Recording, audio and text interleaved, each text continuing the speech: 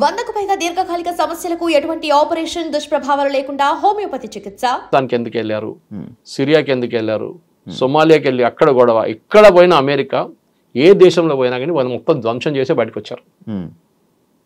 మీరు ఆఫ్ఘనిస్తాన్ తీసుకోండి, ఇరాక్ తీసుకోండి, you go to Syria, Lebanon, ఎక్కడ వెళ్ళినా కానీ వియట్నాంతో స్టార్ట్ అయింది అమెరికా డిజాస్టర్.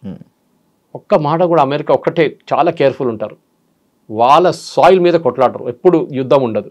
రెండోసార్లు వాళ్ళ మీద యుద్ధం అని చెప్పలేం, అటాక్ జరిగింది. ఒకటి పర్ల్ హార్బర్లో జాపనీస్ అటాక్ చేశారు, నెక్స్ట్ 9/11లో ప్లేన్ తీసుకొచ్చి ట్విన్ టవర్స్ మీద కొట్టారు. Only twice. అది కాకుండా ఎప్పుడైనా అమెరికా ఇంకొక దేశంలో వెళ్ళి అక్కడ కొట్లాడి మొత్తం అక్కడ ధ్వంసం చేసి బయటకు వచ్చేస్తారు. వియట్నాంతో Vietnam was big disaster. So అట్లాంటి లెసన్స్ మనం నేర్చుకోవాలి. అమెరికాకి ఏంటంటే వాళ్ళ సెల్ఫిష్ ఇంట్రెస్ట్ వాళ్ళు చూసుకుంటున్నారు. మోదీ గారు వెళ్ళి రేపు నేను బంగ్లాదేశ్ వాళ్ళకి ఉద్యోగం ఇస్తా అంటే మోదీ గారిని రేపు తీసి కింద పడేస్తారు ఇక్కడ ఉన్న ప్రజలు. మాకు ఉద్యోగం కావాలి, బంగ్లాదేశ్ వాళ్ళకి వద్దు అని చెప్పేసి అదే పాలసీ ఆయన ఫాలో చేస్తున్నాడు. He's catering to his constituency. ఆయన ఓటర్ల కోసం ఆయన ఏమైనా చేస్తాడు. సార్ మన ఇండియాలో ఎక్కువగా మన తెలుగు వాళ్ళు అంటే నువ్వు ఒక బీటెక్ కంప్లీట్ చేసావు, నువ్వు ఒక ఇంజనీరింగ్ అయిపోయిందంటే నువ్వు యుఎస్లో వెళ్ళిపోవాలి, లేకపోతే ఒక పెళ్లి సంబంధం ఏదైనా సెట్ అయితే యుఎస్ వర్క్ ఇచ్చి పెళ్లి చేయాలి అంటే ఇలాంటివి ఎక్కువ ఉండడం వల్ల యుఎస్ డిమాండ్ ఎక్కువ అయిపోయిందా? యుఎస్ అమెరికన్ డ్రీమ్ ఒకటి ఉంది, అది క్రాష్ అయిపోయింది కంప్లీట్గా. ఇప్పుడు ట్రంప్ వచ్చిన తర్వాత ఇంకా మొత్తం క్రాష్ అయిపోయింది, క్రాష్ ల్యాండింగ్ అయిపోయింది కంప్లీట్గా. ఫస్ట్ ఆఫ్ ఆల్ మనం ఏం చేస్తున్న పెద్ద తప్పు ఏంటంటే we should never antagonise American workers. అంటే అమెరికాలో ఉన్న వాళ్ళ వర్కర్స్ని మీరు పనికిరాదు, మీరు ఇంట్లో కూర్చోండి, మేము వచ్చాం మీ పని చేయడానికి అని చెప్పకూడదు. అది ఎప్పుడు చేయకూడదు, చేసాం మనం. ఇప్పుడు చూడండి, ఇవాళ as we speak department of labour ఒక ఇన్వెస్టిగేషన్ ఓపెన్ చేశారు, ప్రాజెక్ట్ ఫైర్ వాల్ అని చెప్పి యుఎస్లో. దాంట్లో labour secretary personally investigation order చేస్తున్నారు. ఇప్పుడు మీరు H1B మీద వచ్చిన వాళ్ళు ఆల్రెడీ యుఎస్లో ఉంటే వాళ్ళ మీద చర్యలు తీసుకుంటున్నారు. కొత్త వాళ్ళని మర్చిపోండి, $1,00,000 కొత్త వాళ్ళకి, కొత్త వీసాకి.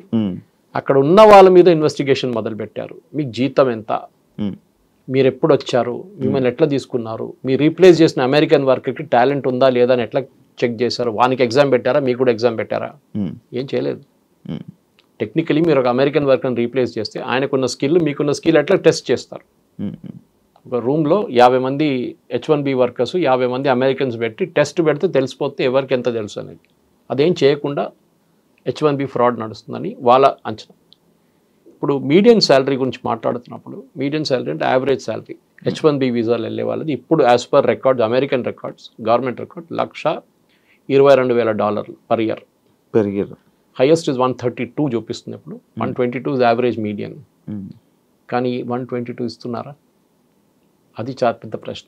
122 ఇస్తే వాళ్ళు $1,00,000 $1,00,000 గడ్డానికి వాళ్ళకి ప్రాబ్లం లేదు, because this guy so skilled. కానీ కాదు కదా, అక్కడే జరుగుతుంది. సో ఈ డిపార్ట్మెంట్ ఇప్పుడు ఏం ఇన్వెస్టిగేట్ చేస్తున్నారంటే ఈ కంపెనీలు ఎవరైనా ఈ ప్రాబ్లం ఏంటంటే H1Bలో చాలా స్టెప్స్ ఉన్నాయి. చిన్న ఒక తప్పు జరిగితే కూడా you company will face a major penalty. ఇప్పుడు అదే జరగబోతుంది. And that to mister American companies, అదే అన్నిటికంటే పెద్దది. ఉన్నది ఒకటే, మన ఫస్ట్ 10లో TCS ఒకటే నేను చెప్పాను. దాని తర్వాత ఇన్ఫోసిస్ వీళ్ళందరూ ఉంటారు, యూజువల్ కల్ప్రిట్స్, కాగ్నిజెంట్ వీళ్ళందరూ ఉంటారు. కానీ మేజర్ ప్రాబ్లం ఎక్కడ వస్తుందంటే మిస్టెప్స్ అంటారు. మనం చిన్న ఒక తప్పు ఫామ్లో ఫిల్అప్ చేస్తున్నప్పుడు, లేకుంటే పిటిషన్ ఫైల్ చేస్తున్నప్పుడు చిన్న ఒక తప్పు చేస్తే ఇప్పుడేమంటున్నా అంటే ఇన్వెస్టిగేషన్ బయటకు వస్తే మీరు ఏ అమెరికన్ వర్కర్ని తీసేశారో ఉద్యోగం నుంచి వాళ్ళకి ఆ డబ్బులు ఇవ్వాలంటున్నారు. అంటే ఇంట్లో కూర్చొని ఒకడు వాడికి జాబ్ పోయింది ఎందుకంటే ఇండియన్స్ని తీసుకొచ్చారో లేకుంటే చైనీస్ని తీసుకొచ్చారని చెప్పగానే ఆయనకు బ్యాక్ వేజెస్గా ఇన్వాల్వ్స్ వస్తుంది. ఈ కంపెనీని బ్లాక్ లిస్ట్ చేసి పడేస్తారు. అప్పటి నుంచి మీరు తీసుకురాలేరు ఇండియా H1B వర్కర్స్ని యుఎస్కి. ఇన్వెస్టిగేషన్ చాలా దూరం ఇప్పుడు స్టార్ట్ అయింది ఇవాళ నుంచి. నెక్స్ట్ ఒక నెల రోజులు I think it will be hell. అంటే మనం అగైన్ ఎంప్లాయీ మీద ఇన్వెస్టిగేషన్ కాదు, తీసుకొచ్చిన కంపెనీ వాళ్ళ ఇన్వెస్టిగేషన్. అమెజాన్ కానీ, మెటా కానీ, మీరు మిగతా కంపెనీ, ట్విట్టర్, చాలా మంది ఉన్నారు అట్లా తీసుకొచ్చిన వాళ్ళు. ఇప్పుడు మన వాళ్ళు అక్కడ వెళ్ళిన ఉన్న వాళ్ళకి అక్కడ ఏం ఇష్యూ లేదా సార్? ఉండొచ్చు. ఇఫ్ యూఆర్ కాట్, ఆబ్వియస్లీ కదా, ఇఫ్ యూఆర్ కాట్, మీ మీద ఫ్రాడ్ జరిగింది, మీరు కూడా ఫ్రాడ్లో మీరు కూడా you're a part of it అంటే దెన్ ఇట్స్ అ ప్రాబ్లం. అంటే వీసా అనేది ఎప్పుడైనా రిజెక్ట్ చేయొచ్చు. It's not a birth right. మీరు సిటిజన్ కాదు కదా, యుఎస్ సిటిజన్, మీరు ఇండియన్ సిటిజన్. అక్కడ H1B మీద వెళ్ళారు, ఒక స్పెసిఫిక్ ఎంప్లాయ్మెంట్ వీసా, అది ఆ వీసా రూల్స్ మీరు వైలేట్ చేశారు. మీరు వైలేట్ చేశారు, కంపెనీ వాళ్ళు చేశారు, ఇట్స్ అ డిఫరెంట్ థింగ్. కానీ మీరు కూడా అక్కడ సంతకం పెట్టారు సేయింగ్ దట్ నాకు ఇంత స్కిల్ ఉంది, నేను వచ్చే అమెరికన్ వర్కర్ కన్నా నాకు ఎక్కువ స్కిల్ ఉందని చెప్పేసి. సపోజ్ మీరున్నారు, మీ దగ్గర BTech and PhD, MTech and PhD ఉందండి ఒక సబ్జెక్ట్ మెషిన్ లెర్నింగ్లో. మీరు వెళ్ళి ఒక అమెరికన్ వర్కర్ని రీప్లేస్ చేసినప్పుడు ఆయన కూడా అదే స్కిల్ ఉంటే మీరు ఎందుకు రీప్లేస్ చేస్తారని అడుగుతారు. ఆయనకు ఎంటెక్ ఉంది, is also done is PhD machine learning, same subject. ఆయన కూడా 98% మార్కులు ఉన్నాయి, మీకు కూడా 98 ఉంది కాలేజ్ నుంచి. మళ్ళీ ఆయన ఎందుకు రీప్లేస్ చేస్తున్నారు? మీకు 10 సంవత్సరాల ఎక్స్పీరియన్స్, ఆయన కూడా 10 సంవత్సరాల experience. So you have to argue. ఇప్పుడు అదే ఇప్పుడు ఇన్వెస్టిగేట్ చేస్తున్నారు, మీరు ఎవరిని రీప్లేస్ చేశారు. The rule is, basic rule of H1B is అమెరికాలో ఆ టాలెంట్ లేదు, దానికోసం మేము బయట నుంచి తీసుకొస్తున్నాం. అమెరికాలో టాలెంట్ ఉంది, అమెరికన్ సిటిజన్స్కి ఉందంటే మీరు ఎందుకు తీసుకొచ్చారని ఆర్గ్యుమెంట్.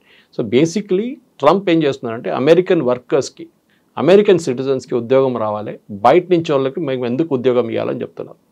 ఇది తెలుగు స్పీకింగ్ స్టేట్స్లో చాలా పెద్ద ప్రాబ్లం. ఎందుకంటే మన దగ్గర కల్చర్ క్రియేట్ చేస్తారు. ఇప్పుడు నేను వచ్చే కేరళ నుంచి ఆ ప్రాబ్లం లేదు, ఇక్కడ ముందు కూడా చెప్పాను, కర్ణాటకలో లేదు, తమిళనాడులో లేదు. ఈ పంజాబ్లో కన్నడకి వెళ్ళడానికి పెద్ద ఒక ఇది ఉంది, అది ఫార్మింగ్ క్రైసిస్. అది గుజరాతీ వాళ్ళు ట్రేడింగ్కి వెళ్తారు.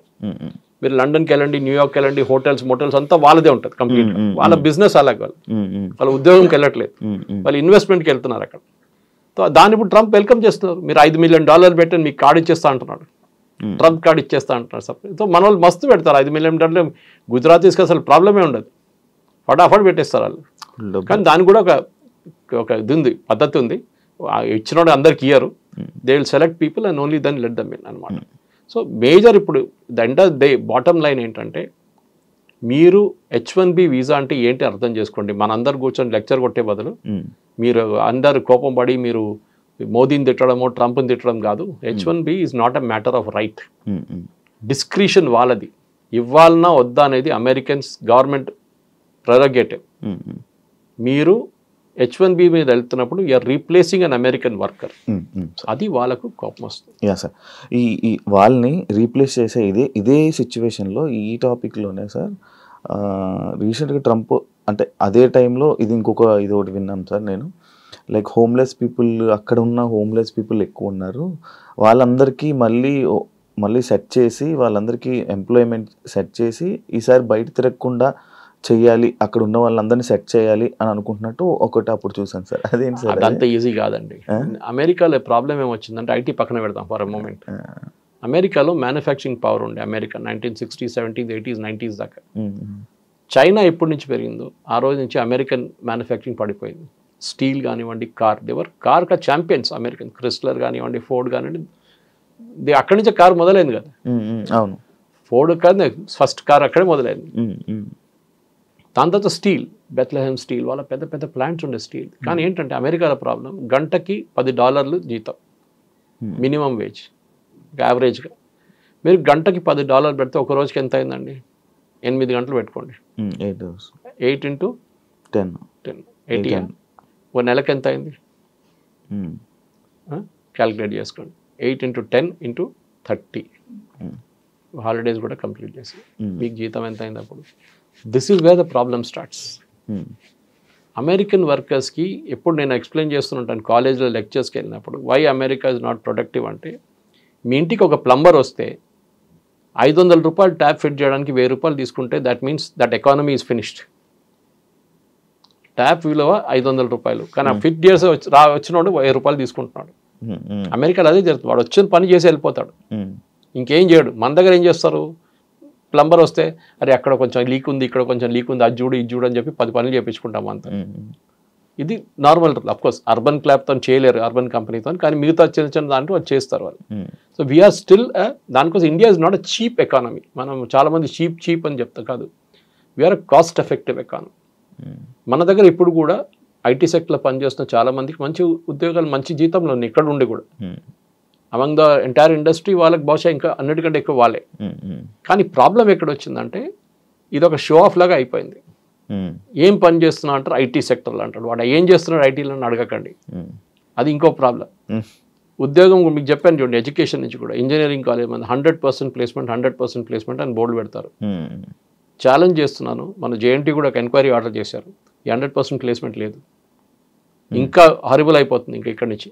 సో మీరు టాలెంటెడ్ ఉంటే ఏ ఫీల్డ్ అయినా కానివ్వండి, ఇఫ్ యు ఆర్ టాలెంటెడ్, మీ దగ్గర నాలెడ్జ్ ఉంటే మిమ్మల్ని ఎవడైనా వచ్చి ఎత్తుకెళ్తాడు, నో ప్రాబ్లం.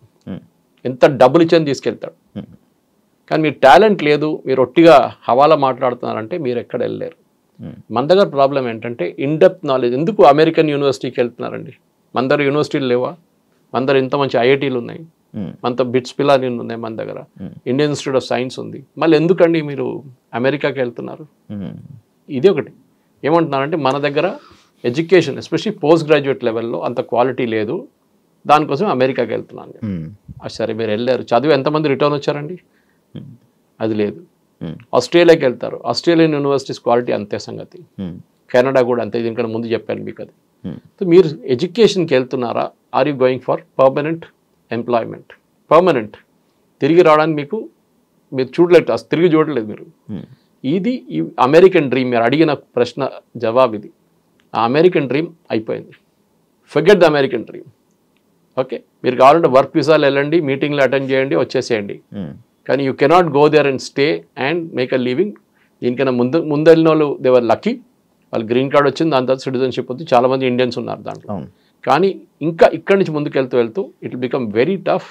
నిన్న ట్రంప్ యునైటెడ్ నేషన్స్ మాట్లాడినా కూడా చెప్పారు యూరోప్ గురించి, మీరు ఇమిగ్రేషన్ పాలసీ మిమ్మల్ని ముంచేస్తుంది, మీరు బయట నుంచి వాళ్ళు అందరు తీసుకుంటున్నారు, మీరు మునిగిపోతారు అని చెప్పి నిన్న వార్నింగ్ ఇచ్చారు, యూకే ఎస్పెషలీ. ఇది కరెక్ట్. బికాజ్ మీరు బయట నుంచి ఎవరైనా తీసుకొస్తున్నారు, మీ లోకల్ సిటిజన్స్ మీ వ్యతిరేకంగా ఓటేస్తారు మీకు రేపు. అది ట్రంప్ గెలిచింది ఎందుకంటే ఈ set I will bring back, make America great again, MAGA అని చెప్పారు. ఆ కాన్స్టిట్యున్సీ కోసమే ట్రంప్ పనిచేస్తున్నారు, ఇంకా ఎవరి కోసం పనిచేయట్లేదు. అయితే సార్ మ్యానుఫ్యాక్చరింగ్ అంతా మనకి సగం ఒక 50% మనం ఎక్స్పోర్ట్ ఇది చేసేది మొత్తం మనం చైనా నుంచే కదా సార్.